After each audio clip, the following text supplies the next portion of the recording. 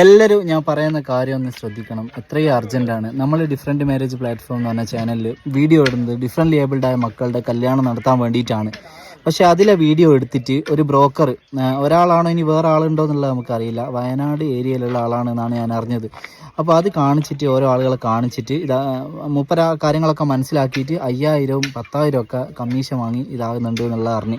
നമ്മളിതിൽ ഭിന്നശേഷിയുള്ള മക്കളെ കല്യാണ കാര്യം ഇടുന്നത് ബ്രോക്കർ വഴി അത് നടക്കാന്നുള്ള രീതിയിലല്ല. അവരിങ്ങനെ ഞങ്ങൾ പൈസ എന്നിട്ട് മാന്യമായ രീതിയിലല്ല ഇവർ വിളിച്ചിട്ട് രണ്ടിടത്തുനിന്നും പൈസ വാങ്ങാമെന്നുള്ളൊരു രീതിയാണ്. പെണ്ണിൻ്റെ അടുത്ത് നിന്ന് വാങ്ങും, ഇപ്പോൾ ചെക്കൻ്റെ അടുത്ത് പൈസ കൊടുത്തിട്ടില്ലെങ്കിൽ കേട്ടാലിറക്കുന്ന തെറിയൊക്കെ വിളിക്കുന്ന എന്നൊക്കെ ആണ് കംപ്ലൈൻറ്റ് വന്ന്.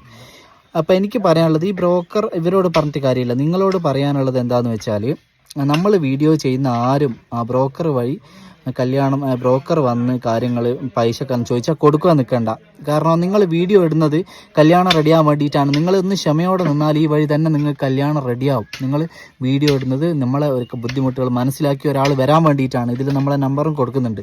അപ്പോൾ അത് നിങ്ങൾ ബ്രോക്കർ വരുമ്പോൾ ആ ബ്രോക്കർ വഴി ആയിക്കോട്ടെ, നിങ്ങളൊന്നും അറിയാത്ത പോലെ എന്താ ഇത്ര അറിവില്ലാത്ത രീതിയിൽ നിങ്ങൾ പെരുമാറുന്നത്?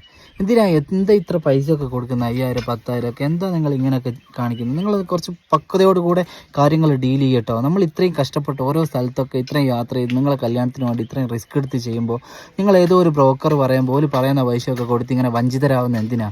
ഇവരുടെ വായിലെത്തറിയുന്നത് നമുക്ക് താല്പര്യമില്ല, ഞങ്ങൾ വീഡിയോ ചെയ്തിട്ട് ഞങ്ങൾക്ക് അതിലൂടെ ആൾ വരും എന്ന് പറയാം.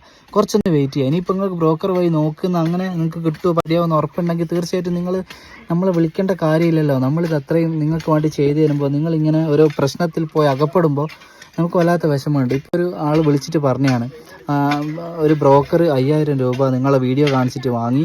അപ്പോൾ ശ്രദ്ധിക്കുക എല്ലാവരും, അതാണ് എല്ലാവരോടും പറയാനുള്ളത് കേട്ടോ. പിന്നെ ഫോൺ എല്ലാവരും റീചാർജ് ചെയ്യുക. വീഡിയോ ചെയ്തിട്ടുണ്ടെങ്കിൽ ഫോൺ റീചാർജ് ചെയ്ത് വെക്കണം. പിന്നെ വരുന്ന കോളുകൾ ഞങ്ങളെ ആൾക്കാർ വിളിക്കുമ്പോൾ കിട്ടുന്നില്ല എന്ന് പല കംപ്ലൈൻറ്റും ഉണ്ട്. അപ്പോൾ എല്ലാവരും ഫോണൊന്ന് റീചാർജ് ചെയ്ത് വെക്കുക. ഒരു കൊല്ലം കഴിഞ്ഞാലും നിങ്ങൾ കല്യാണം റെഡിയാകുന്നവരെ ഫോൺ റീചാർജ് ചെയ്യണം. അതിനുള്ള ഒരു മനസ്സുള്ളവർ മാത്രം വിളിക്കുക. ഇല്ലാണ്ട് നിങ്ങൾ കല്യാണം റെഡിയാകാൻ പോകുന്നില്ല. ഇപ്പോൾ ഒരു കല്യാണം റെഡിയായി എന്ന് പറഞ്ഞൊരു കുട്ടിയെ വിളിച്ചിട്ട് 1 വർഷം മുമ്പിട്ട വീഡിയോ ആണ്. അതുപോലെ ഫോൺ ഇതുവരെ മെയിൻറ്റെയിൻ ചെയ്തത് കൊണ്ട് മാത്രമാണ് കേട്ടോ. അത് നിങ്ങളൊന്ന് മനസ്സിലാക്കണം. നമ്മളെ ആഗ്രഹം എന്ന് പറഞ്ഞാൽ എല്ലാവരെയും കല്യാണം നടക്കുക എന്നുള്ളതാണ്. അത് തീർച്ചയായിട്ടും നിങ്ങളും നമ്മുടെ കൂടെ നിന്നാലേ അതൊക്കെ നടക്കുകയുള്ളൂ. നിങ്ങൾ എന്ത് പ്രശ്നമാണെങ്കിലും എന്നെ വിളിക്കുക. ഇല്ലാണ്ട് ഒരു തീരുമാനങ്ങൾ നിങ്ങൾ ഓരോന്ന് പോയിട്ട് അകപ്പെടരുത് കേട്ടോ. എന്നെ വിളിച്ചൊരു അഭിപ്രായം ചോദിച്ചാൽ എന്താ? അങ്ങനെയല്ല ഞാൻ നിങ്ങളോട് ഓരോ വീട്ടിലും വരുമ്പോൾ പെരുമാറുന്നത്. അത്രയും നിങ്ങളൊരു ബ്രദർ അല്ലെങ്കിൽ സിസ്റ്ററായിട്ടല്ലേ ഞാൻ കണ്ടിട്ട് പെരുമാറുന്നത്. എന്തെങ്കിലും ഒരു ഫോൾട്ട് എൻ്റെ വരുന്ന ഉണ്ടാകലുണ്ടോ? എന്നിട്ട് നിങ്ങൾ എന്നോട് ചോദിക്കാണ്ട് ഓരോ കാര്യങ്ങൾ ചെയ്യുന്നത്. അതൊരു വിഷമം കൊണ്ട് പറഞ്ഞതാണ്. തീർച്ചയായിട്ടും ഇത്തരം വഞ്ചനകളിലൊന്നും നിങ്ങൾ അകപ്പെടരുത് കേട്ടോ.